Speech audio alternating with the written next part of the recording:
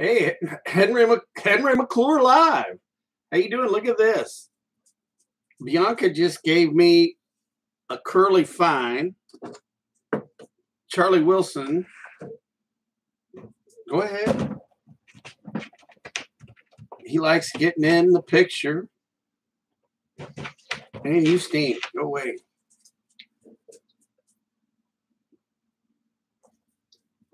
How y'all doing? See if I get anybody tuned in. I guess the more cease and desist orders I get, maybe the more people that I'll get to follow me. We don't want you telling the truth about the truth. Hey, so I had a client of mine today just get served with a lawsuit for not opening a store in a place where they want to do a deal.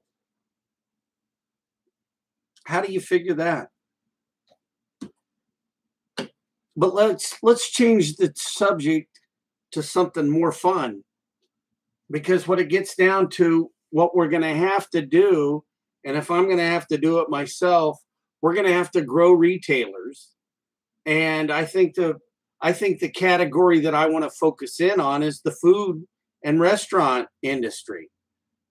I'm working on doing a deal at the Old Bennigan's, the Wild Horse, the Gordman Center, the first Mace Rich deal, the deal where Mace Siegel, Rich Cohen, and Dana Anderson met. I'm working on putting a deal together there to create like a food court out of food trucks, to create a cooking school, to create a restaurant that trains people. We've got a lovely program. We've got a lovely culinary school operated by Washburn Tech, which is a division of Washburn University.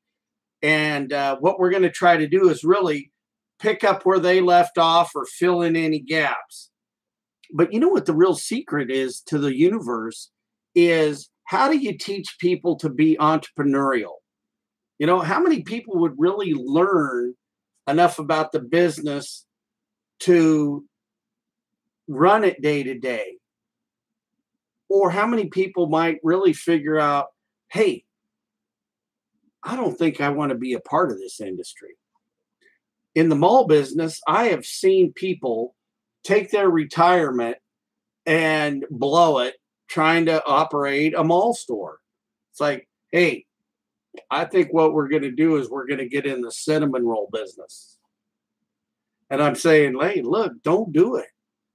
Don't do it. In fact, I'm going to write you a letter that says you shouldn't do it. So later on, when you come back to me and complain, hey, you were warned. And I've seen people lose their fortunes. I remember there was this guy out in Lakewood, California, that kind of made a men's accessory shop, you know, cufflinks, tie clips, you know, money holders, ties, pocket squares, you know, suspenders, belts, all the accessories, the accoutrements of a well-dressed man. And he says to the leasing guy, he goes, Steve, he goes, I've built my own prison. And I think that's sometimes what people do, getting into the wrong deal at the wrong time. Or just maybe the wrong deal with not enough education behind them.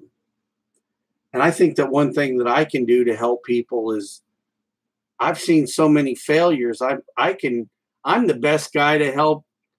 I'm the best guy to help you, advise you of how to make it. I used to pore over the sales figures because I wanted to be able to answer the questions that Mace would ask during the leasing meetings, the founder of the Mace Rich Company. You know, trying to be as smart as Mace is a full-time job. Nobody could ever do it, but it sure was fun trying to compete on that playing field. And sales, you know, the sales figures were the Bible of mall leasing. You know, you want to share You want to share the experience, the good and the bad of the sales volumes of the existing tenants in your mall to either encourage or detract people from coming to your shopping center. Full disclosure. Well, I'm going to sign off because I'm going to make a commercial.